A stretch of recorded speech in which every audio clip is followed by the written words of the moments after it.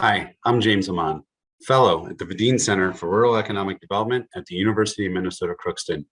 Today, we're going to talk about interest rates and their impact on agriculture. This week, the Federal Reserve hiked rates by 75 basis points, thereby creating a market where the window rate is almost 2%. Historically, higher interest rates have led to lower operational budgets due to difficulty in terms of accessing capital. Also, historically, interest rates have led to lower uses of various inputs, such as fertilizer. Historically, higher interest rates have increased the cost of capital for equipment, thereby subduing the equipment market. Land values across the farming community have also seen negative impacts historically due to higher interest rates. And then having higher interest rates equates to a stronger dollar, thereby impacting agriculture's ability to sell their products into market, where other competitive states may have an advantage over US priced agricultural commodities. So looking at specific impacts at the upper Midwest and other farming communities across the United States, operating loans not only are going to be impacted, but having the compounded problems associated with higher input costs is associated with COVID and/or supply chain disruptions.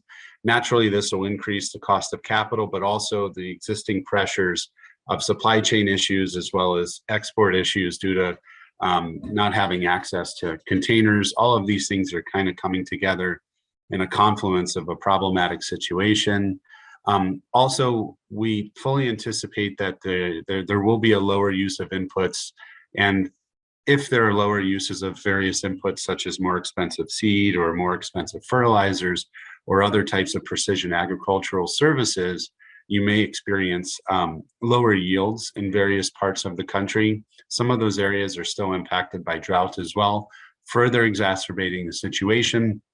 The farm equipment industry may take a hit because having the ability to access cheap capital over the last decade or so has enabled many farmers to upgrade their fleet, especially during periods of high commodity prices.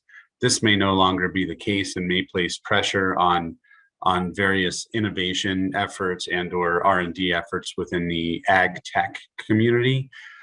With respect to land values in the Midwest, there's a high probability that they will lead to lower land rent returns because of the increased cost of capital by land.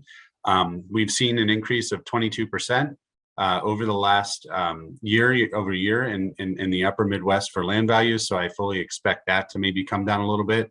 And then a stronger dollar historically has impacted exports. For example, for the 20% rise in the value of dollar historically, that's led to basically a 16% reduction in exports. So almost a 1-to-1 ratio.